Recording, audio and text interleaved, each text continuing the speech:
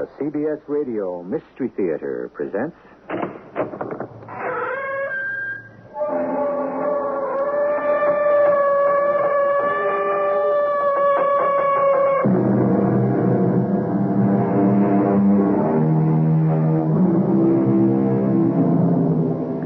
Come in. Welcome. I'm E.G. Marshall. Life is a game that must be played, or so it is said. But in every game, there must be winners and there must be losers, which means that in the game of life, we have two types of contestants, those who will win and those who will lose. The winners, as a rule, get wealth and fame. The losers remain poor and obscure. Naturally, the winners are better players, but does that mean they are better people? I could never kill anyone. How do you know? Oh, it's not in my nature. That's where you're wrong. Man has always been a hunter, a killer. It's your nature to kill. Now, what would you say if you found out you had the right to kill? The right to kill? No, not just the right. But you even could get a license to kill.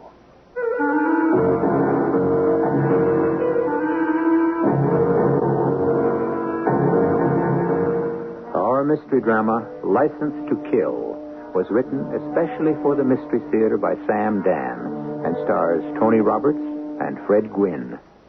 It is sponsored in part by Buick Motor Division and Contact, the 12-hour cold capsule. I'll be back shortly with Act One.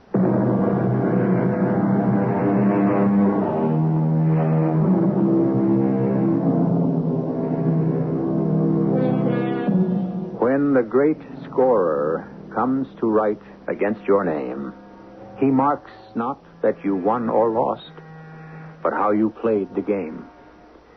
How seriously that sentiment by Mr. Grantland Rice was taken, and not too long ago. What innocent times those must have been, when athletic coaches would actually contend that their basic function was to build character. Well, even if they didn't really mean it, at least they said it. Today, we know better. Today, it really doesn't matter how you play the game, as long as you win. Winning. That's it. There is no substitute for victory. Victory at all costs. But has anybody ever added up the total cost of victory? Why don't we listen to Francis X. Brunner? Mr. Brunner is walking along a corridor in a dormitory-type building. It is the end of August, and the premises are being occupied by a professional football team that has just completed its training camp. Yes, my name is Francis Xavier Brunner, but everybody calls me Bruns. Around this time of the year, I also have another name, the Turk. Yeah, I'm the guy who, we start camp with maybe 60, 80 guys who want to make the team. By the time the season starts, we got to cut the roster down to the 40s. And so, wait a minute. Room 413. Can't say 13's a lucky number for this one. Chappie? You want to see me, Coach?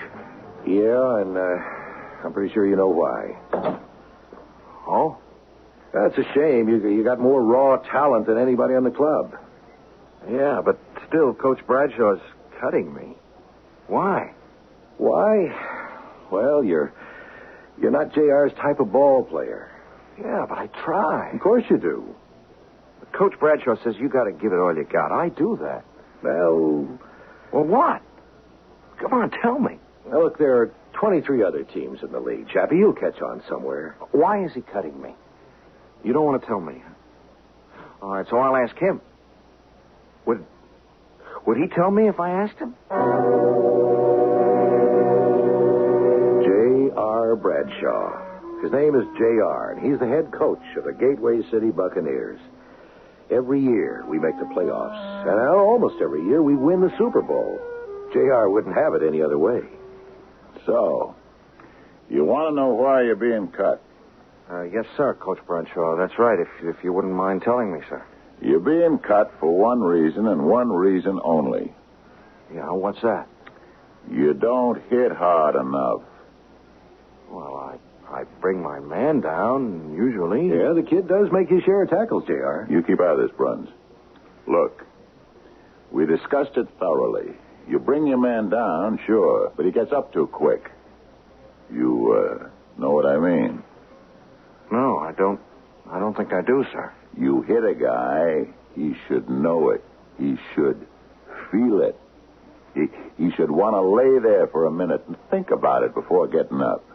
He should be a little shy, a little nervous next time he comes around your end. Maybe he'll freeze up, try to protect himself, worry about a fumble. You don't hit him that hard. I hit him hard enough to stop him. Like I said, that's not hard enough. I can't hit any harder. Why not? But, Coach, I'm 6'4". I weigh 260 pounds. If I hit a man really, really hard, I could kill him. Huh? That would be his problem, wouldn't it? Well, no, sir. I'm afraid not. I'm afraid that'd be my problem. I hate to let you go, Chappie. But unless you're willing to give it everything... I'm afraid to do that. Well, then, there's not much more we can say, is there? No, there wasn't. And that was the end of Chappie. You know how quick the fellows come and go in this business. The day after a guy's gone, everybody stops thinking about him. And about a week later, it's as if the guy never lived at all. Well, the great J.R. Bradshaw, he gives me a hard time, too, along with everyone. Run that piece of film again. Yeah. Right there. I just saw what we want. See? Look. The tight end fakes a block. Then he goes out on a pattern. Stay there. Don't answer it. But I hear... Nobody got wise to it during the game. And the guy catches 7 passes. Listen, J.R., Now, when he pulls that on the outside linebacker, what we're going to do is... J.R., I think I better answer the phone, huh? I'm going to make him take that phone out of here. I got a sick wife at home, J.R. I want Jerry or Phil, who's ever in there, to answer. I got to answer. What for? Hello? Crying out loud, will you hang up? Yes, Martha, it's me. I don't know. Hang on, I'll ask J.R. Martha, it's Martha. She's not feeling so good, J.R. So, tell her to call a doctor. It's 2 o'clock in the morning. Where am I going to get a doctor? I have to go home to her. Come on. What good are you going to do her? I can't let her stay alone in the house. Hasn't she got a mother or somebody who can come and keep her company? J.R., you got to understand. Look. I'll tell you what's wrong with this ball club. Nobody wants to win. On the field, my players dog it. My coaching staff is always looking for excuses to go home. J.R., she's sick. Yeah. All I know is we got the Tigers coming in here Sunday afternoon, and we're not prepared. That's all I know. J.R., we've been 15 straight hours on these films. We'll do 15 more if that's what it takes. Look, J.R. All right. Get out of here. I'll be at practice early. Yeah. Hello, Martha. I'm on my way. It's just, we lost all track of time. Yes, sir. Right away. J.R., I know how important this session is, but, well, if you were married, you'd understand. Yeah? I'll tell you something. If I was married, I wouldn't lie to my wife. When did I ever lie to Martha? You didn't lie just now? You said on the phone you lost all track of time. That was a lie. Well, I had to tell her something. And what are you going home now for? Well, I told you, J.R., she's sick. She was also sick 8 hours ago. Why didn't you go home then? Look, J.R., I don't have to take that from you. Take it or leave it. It don't mean a thing. All that matters is winning a ball game. You have to make sacrifices. Oh, I know that lecture by heart. You should. You heard it often enough. Look. Technically, you're the best defensive coach in the business. But that's all you'll ever be. Somebody's assistant. You'll never have a ball club of your own. And if you do, you won't last out the season. How many seasons will you last out, J.R.? I mean, when it's all over, what'll you have to show for it? The winningest record in professional football. Okay, J.R. And that's what they can carve on your tombstone. J.R., he's forever complaining. He believes in running scared. I must say that Chappie had disappeared completely from my mind. And I never dreamed that Chappie would come back into my life. It happened at Mady's. It's a night spot where the sports crowd hangs out. She told me about what happened that night. Coach Bradshaw had just walked in. Well, here's the Papa Wolf himself. Hiya, matey. How are the little wolflets doing? I catch one of them breaking curfew. It'll cost them $100. How's it look? Sunday against Dallas. We're gonna take a bath. Oh, the way you cry, we could fill a tub with your tears. What I need is a big, tough defensive end. Well, you did cut the biggest defensive end I ever saw, that kid, Billy Chapman. Big, yeah. Tough. Enough. No. Who's in the joint tonight? Well, let's count. You, me, the bartender, the piano player. You should know by now the joint is always dead on Wednesday night. Why's that? Must be conscience night. I never heard of it. You don't have one. But one night a week, most guys will make it a point to stay home with the wife and the kids. What for? What is the use of talking to you? Well, why Wednesday night? Beats me. Some places it's Monday, or Tuesday, Thursday. If a guy wants to get someplace in this world, he has no business being married. Is that a fact? Being a winner is a full-time job. Takes everything you got, 24 hours a day. I got kids in my ball club. They make more money than the President of the United States. Well, they can throw a football further. They think they all got it coming to them. So, do they concentrate in the game? They own restaurants, hamburger stands, chain stores. See, that's the trouble with the kids today. They're not hungry. What's happened to the good old-fashioned values? Coach Bradshaw? What are you doing in here? Coach, That's $200 you're being fined. $100 for breaking curfew, another C note for being in the saloon. Hey, you can't call this joint a saloon. But, Coach, I'm not on a team anymore. You cut me 2 weeks ago. Oh, yeah, that's right, I did. Well, you should be at home in bed, a young fellow like you. Look, Coach. Here it is, 2 o'clock in the morning. What are you doing in a gin mill, looking to pick up some dame? I understood you're a married man. Yeah, I am, Coach. I got married in June. We both graduated from college. And you're cheating on her already, huh? No, Coach, no. I would never cheat on Louisa. Then what are you doing in here? Well, I was looking for you. What did you want to see me about? Please, Coach. Could you put me back on the team? No. You're not my kind of player. Yeah, I know that. Then what are you even wasting your time for? Well, I'm not your kind of player right now. But what are you trying to say? I could learn. You had 10 weeks of training camp over the summer. You didn't learn nothing. I didn't want to. And now you want to. Yeah, I didn't have a choice. But now I got to. Yeah? That's my wife, Louisa. You see, Coach, she's in the hospital. What's wrong with her? I put her there. Kid, what are you talking about? I was driving the car, and she said, slow down. I didn't listen. And then we skidded and we hit an embankment. Nothing at all happened to me. Everything happened to her. What do you mean, everything? They don't know, Doc. They don't know if she's going to live or die. See, she can't move. She's still in a coma. Huh?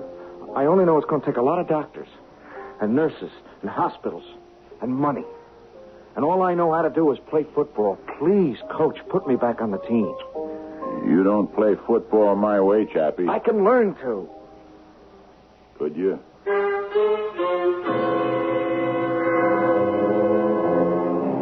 A rather gentle giant is now in the hands of a man who believes in showing no mercy and giving no quarter. Can a man change his essential nature? Before he can answer that question, he must first discover what his essential nature is. Do you know yours? We'll know more about our story when I return with Act 2.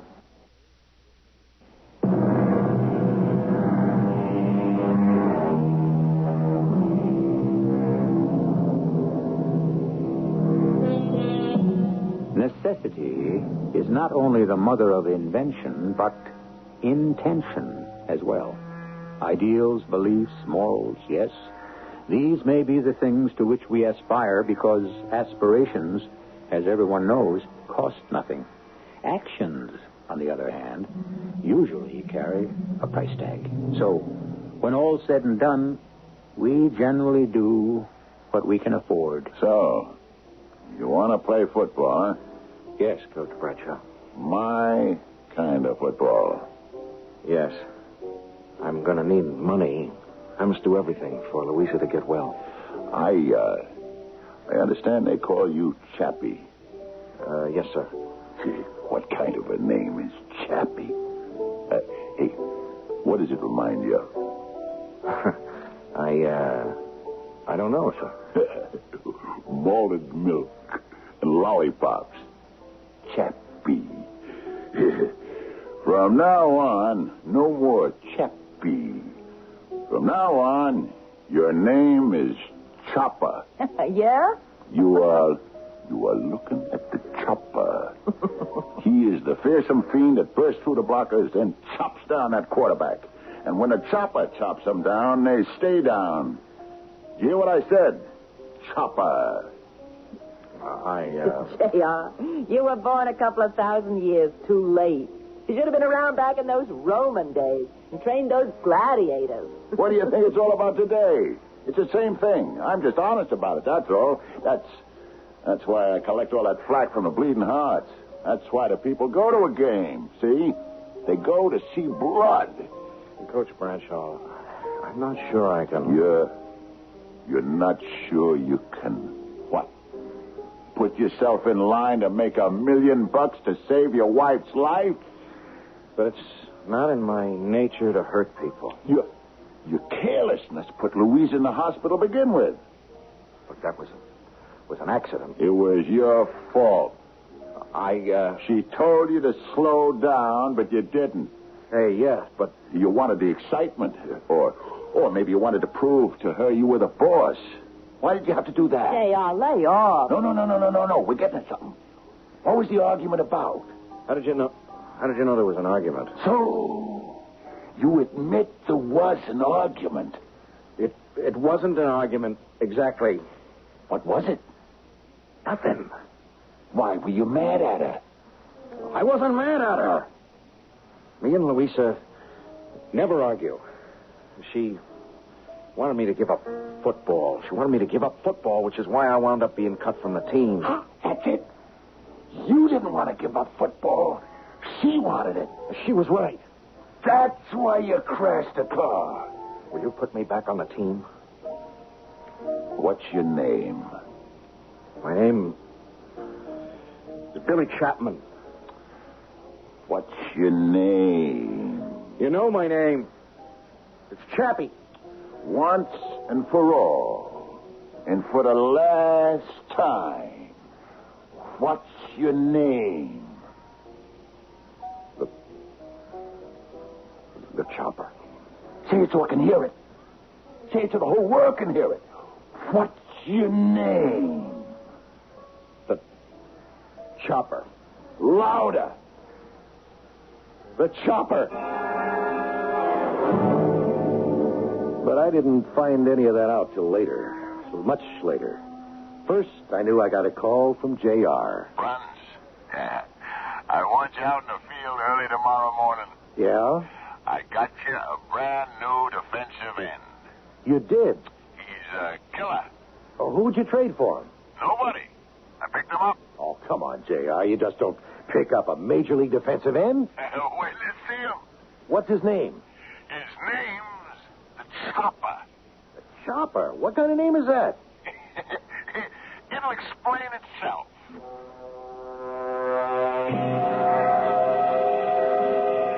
It's all in the matter of how you distribute your weight. Now, you have to be ready to read the play and commit yourself. See? I think so. Okay, good. Now, you take a stance like this, Chappie. Hey, hold it. Bruns. What did you just call him? What do you mean, what did I just call him? Answer the question. What did you call him? I call him by his name, Chappie. That's not his name.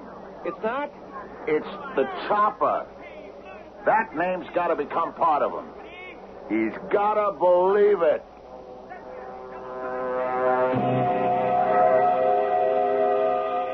There was no question about it. He knew how to play football. He was a one-man gang out there on the practice field. And I felt good. Why not? I knew I was in for another Super Bowl win with all that money. Well, we'd flown out to Texas, where we were meeting our big rivals the next day. Now, this game would prove who was the boss. We had a coaches' meeting, as usual, till 1 a.m. I think J.R. calls so many because he hates to be alone.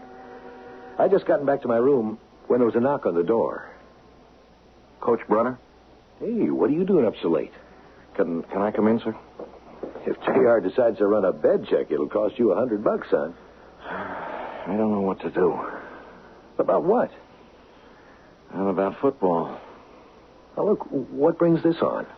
It's just that football ain't no fun anymore. Oh? I played all my life. I played Sandlot. Then we had leagues, the American Legion and all, and high school and college. Yeah, I know. Every single minute of it was fun. But it's different now. Well, it's a serious business. It has to be. You know how much money's involved. Yeah, I guess so. That's why she wanted me to give it up. Louisa? Yeah. Yeah, she said, Chappie, you look different. How different, I said. I don't know, she said. You get a mean look in your eye now and then. Well, sometimes it can't be helped. The guy you're up against, he's got a job to do. Both of you. You're fighting for your bread and butter. Yeah, well, that's what I told Louisa. And she said, why do you have to fight? What do you want with a job where you have to fight for your bread and butter? It's not in your nature. It isn't, Chappie? No. It always used to be just the games. Coach Bradshaw figures I should manhandle people. Well, that's true. Well, I hate what I'm doing now. It kills me when people call me the chopper. It'd kill Louisa if she ever found out. What should I do? About what? I don't know, about everything. What can you do, Chappie? Thanks for calling me Chappie. I need the money. For Louisa. I really don't have a choice. Now then, what can I tell you? Nothing, Coach Brunner. Thanks for just letting me talk to somebody.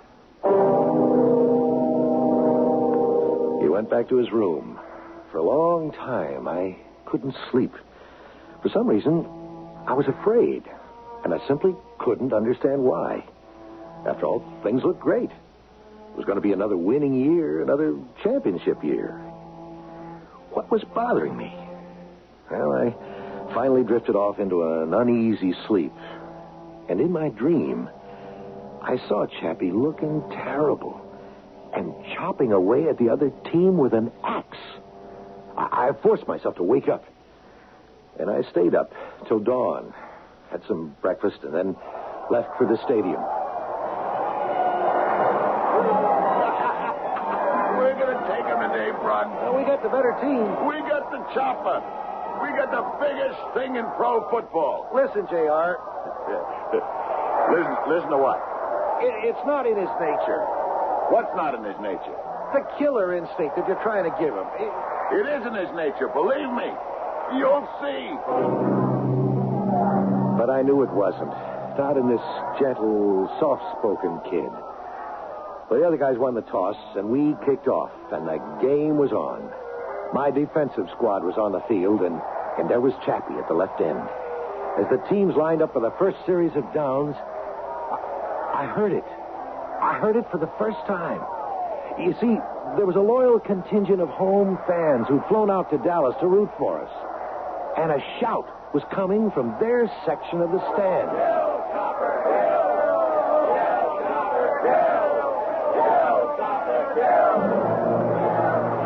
Kill, Chopper, kill. You heard this kind of thing at sports stadiums. Kill him, murder him, tear him apart, beat his brains out. I never went for it myself, but there are those who claim it's harmless.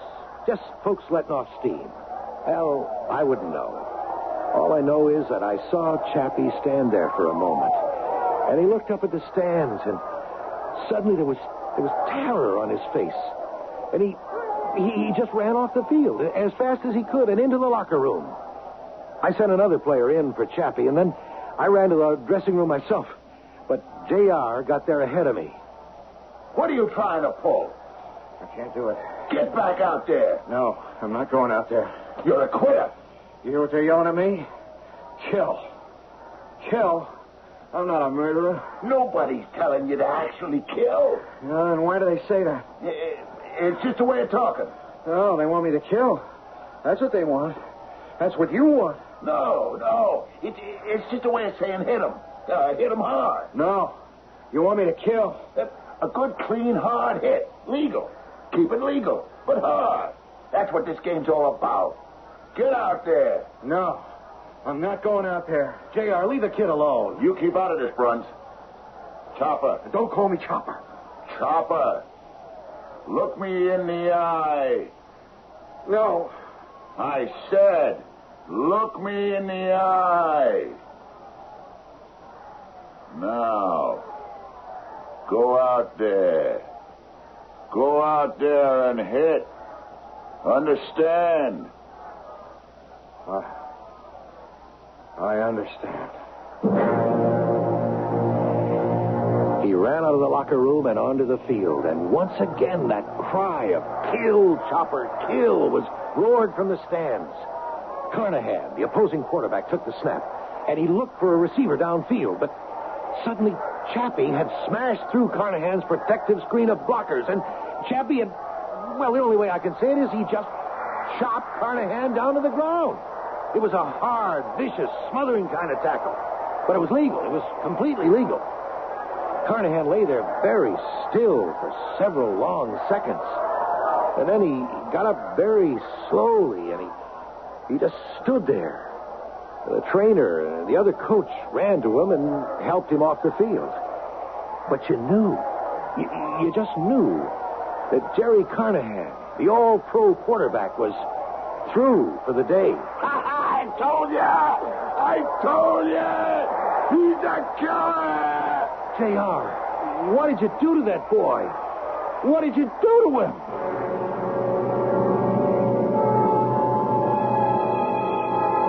Obviously, J.R. has transformed Chappie into Chopper. But what kind of transformation is this destined to be? You can change somebody's mind by argument, but how do you change his heart, his psyche, or is it his soul? How deep is this transformation? You won't have to wait too long to find out. Act 3 will be here in a few moments.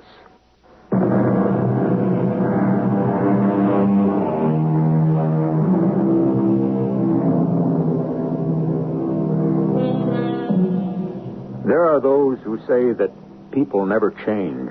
The child, they say, is the father of the man. And when you point to dramatic switches in attitudes and personalities, they say it's nothing really new. That's how that person actually was all the time, underneath. Is it true? Are we always basically the same? Well, the case of Chappie, or the Chopper, may provide fuel for one side or the other.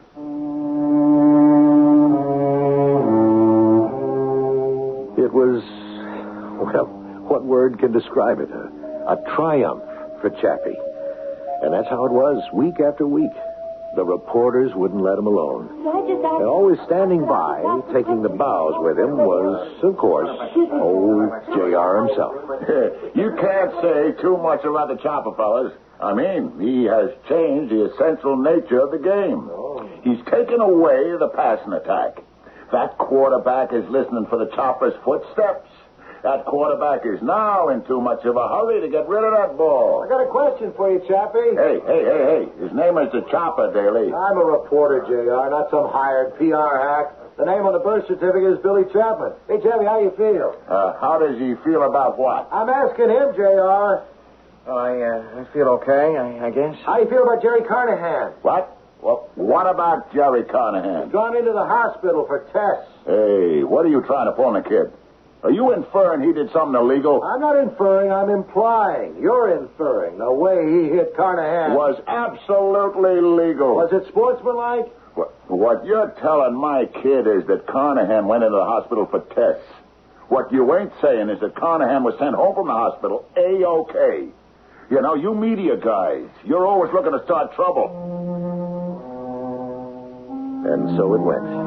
I didn't see very much of Chappie from that point on. Oh, sure, at practice, naturally, but, I mean, afterwards.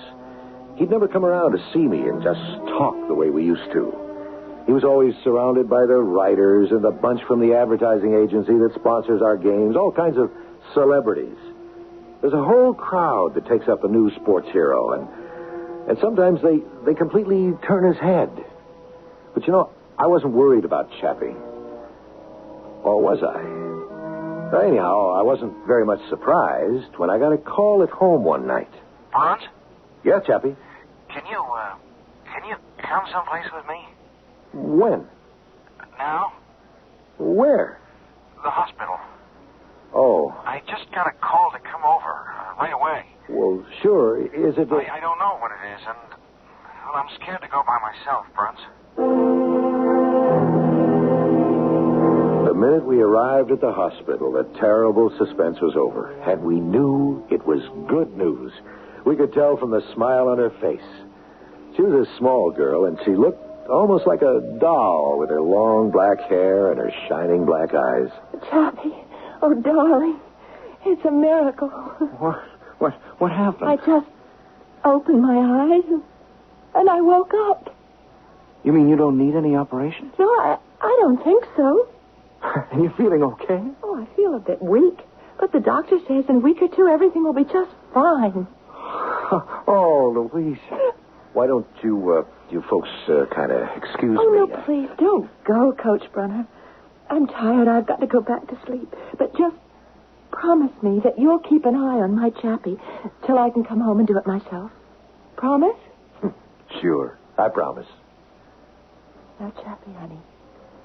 Now, you can quit playing football. What? Oh, I know all about you, darling. The nurses asked me if I was married to the chopper. Oh, Louise, honey, that's... Oh, it's awful. It's just publicity. They call you a monster, a fiend, a killer. Well, that's just the way the writers have it. It sells papers. You put this poor Carnahan fellow in the hospital. Louisa, it's all in the game. But what are you doing in the game? You promised to quit. I know. You swore you'd quit. Honey, when we had the accident, it looked bad for you. You know that. I mean, the doctors were talking about treatments that... Well, I'd have had to be a millionaire. But as it turns out, I don't need them anymore. We had a miracle. Yeah, but I had no way of knowing that, so I had to make money the only way I really know how. By killing people? Honey, I had to go back. Well, I understand. To make money for me. But I'm going to be all right now. So you can quit. Quit? Quit and do what? Oh, Chappie, we already discussed what you do. You'll get a job teaching phys ed back home at the high school. Oh, but Louisa... You mean you're going to break your promise? You're going to break your promise to me? No, honey. No, you know I couldn't do that. So, you quitting, huh? Yes, sir, Coach Bradshaw. Sunday, we played Dallas. It's for the title. Yes, sir. I won't say anything about your responsibility to me. Or your responsibility to your teammates and your coaches. Sir. Or, more important, your responsibility to yourself. Coach Bradshaw. Who quits? A quitter. And that's you. Coach, I promised. I want you to understand. What's to understand? You're a quitter. I promised. You can't keep that promise. Hey. Look at me. No. Look at me, Chopper. In the eye. Look me in the eye. I could see a shudder pass through his body. If I were a superstitious man, I could believe that... Well, never mind what I could believe. Chappie went back to the hospital alone, so I don't know what happened between them. But he didn't quit. And about 10 days later, Louisa left the hospital. And she didn't leave Chappie. So I guess she decided to put up with it. Most women do in the long run, don't they? And then one day at practice, I saw her in the stands. She waved at me. I could tell by her face she wanted to talk. I don't know what to do, Coach Brunner. About what? It's not my Chappie, not that killer down there on the field. He knows what he's doing. He doesn't. Something's gotten into him. What do you mean? 300 years ago, where I come from, you could be burned at the stake for what I mean. He's bewitched. Bewitched? Now, Louisa, you're an educated girl. How could you possibly... It's true. Chappie, he has such a beautiful soul, such a gentle spirit. Something seized control of him, something evil. Now, Louisa... If we stop him, if he goes on like this, he'll kill someone. Oh, no. Look at me when you say no. He'll kill someone, and that will destroy him. We must find out a way to stop him. Sure, you could have said she was hysterical, but I believed her. I don't know why. I believed her. I don't even know what it was that I believed. But I knew something was different about Chappie. And I knew that sooner or later he would kill someone. Well, the team was undefeated, and so we went into the Super Bowl. The opponent was Dallas. And just before the game, the reporters were firing away as usual. We beat them during the season. We'll beat them again today. You feeling nervous, Chappie?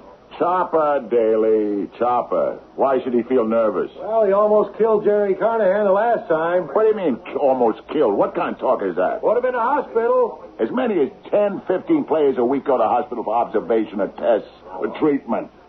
The fact is, wise guy, Jerry Carnahan came out of the hospital the next day. He went on to have the greatest season of his career. One thing about JR, he knows how to handle the media. Or thinks he does. Well, the game began. And you could hear the crowd yelling, "Kill, Chopper, kill!" I looked at Chappie's face. And you know, I became frightened. Because I saw something I never noticed before. There was a kind of look in his eye. You could see that he loved it. That the chant was psyching him up. He more than loved it. He was glorying in it. He couldn't wait for the play to begin. And then came the snap. And though I was watching it closely, I really couldn't tell you how it happened. Suddenly, he had smashed through the Dallas line, and he hit quarterback Jerry Carnahan. You could hear the sound all over the stadium. And Jerry Carnahan was lying there on the ground. It was very still. And you knew. You just knew. He was dead. Chappie just stood there, looking at him. Just looking at him. And then, very slowly, he walked off the field. I know he didn't even shower. He just changed clothes and went home. I wasn't there, but much later, Louisa told me what happened. Louisa, say something to me. Honey, what are you doing? You got to stop putting your stuff into that suitcase. Please. Don't touch me. Please. Murderer. No. I saw it. I saw it on television. You killed him. Louisa. You're a murderer. No, Louisa, I'm not. I don't know how it happened. I didn't want to kill him. I never wanted to kill anyone. Something possessed me. No. I put on that uniform. I got out on that field, and suddenly I'm not myself anymore. Well, who are you? I don't know. I got crazy feelings. I got a hit. I got a smash. That's not me. But I can't help myself. And that crowd yells, "Kill, Chopper, kill." And I get all inflamed. I feel I just want to... Chopper, it wasn't your fault. No one could blame you. You get away from me, JR. He had no business being on the field. They should have never played him. He lied about being healthy. Go away. Nobody's blaming you, kid. You play it hard, but you play it clean. Look, I know you feel bad, but it's the game. Shut up. Look at me. Look me in the eye, Chopper. Don't look at him. It's you, JR. It's you. You bewitched me. You possessed me. Kid, What you need's a good night's sleep. Tell him to go away from here. He'll never go away. He's got to be driven out. He's got to be driven out of me. Hey, wait a minute. Let go. Drive you out. Hey, you crazy. Don't choke him. You have to drive him out. Help me. Oh, my God, it's fighting.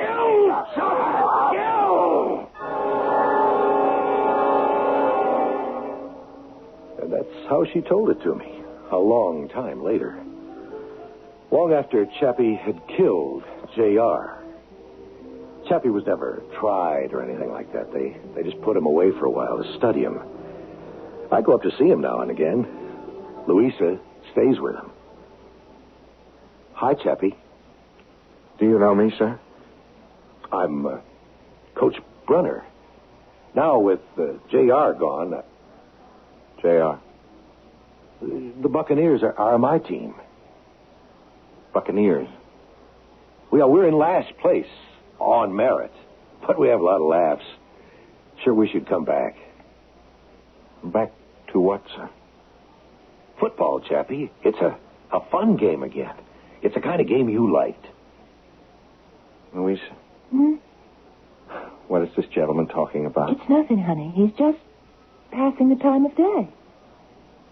Yeah, just passing the time of day.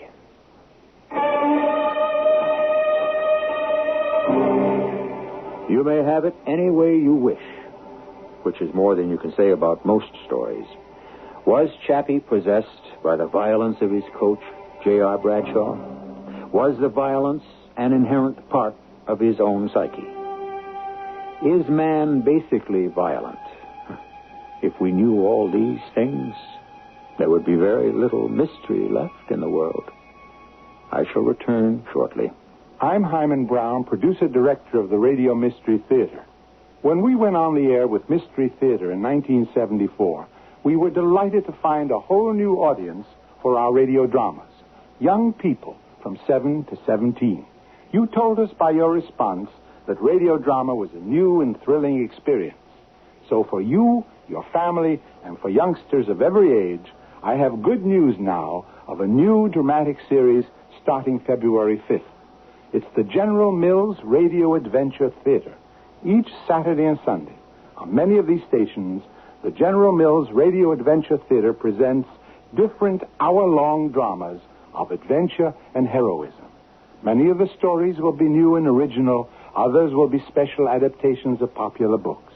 The well-known actor Tom Bosley will be your host each Saturday and Sunday. It all starts February 5th on the General Mills Radio Adventure Theater on many of these stations.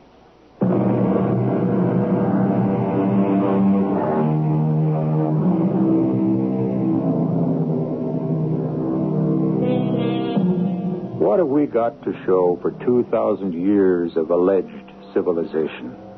The ancient Romans would fill the Colosseum to watch armed men fight to the death. And they would cheer their favorites on with frenzied shouts to kill. You hear these same shouts at football, boxing, and hockey matches. You hear them yell, kill the umpire at baseball games. We're even starting to hear it at tennis. Do people really mean what they're shouting? Truthfully?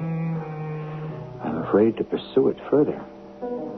Our cast included Tony Roberts, Fred Gwynn, Marion Seldes, and Robert Maxwell. The entire production was under the direction of Himan Brown. And now, a preview of our next tale. Oh, but I do remember there was a wolf howling. Yes, I can hear it in my memory. The doctor said it was the smell of the blood that drew him here. Oh, yes, very probably. What's the matter, little Marcella? Why are you trembling so? I am afraid of him. The stories, the legends about the spirits here in the mountains. You mean the werewolves? That is an old wives' tale. I don't know. Something almost human about its voice. And it doesn't sound like a man, but like a woman. A woman? You know something, Herman? Why I am really most afraid? Why? Because I think it is me she really comes for. This is E.G. Marshall inviting you to return to our Mystery Theater for another adventure in the macabre. Until next time, pleasant dreams.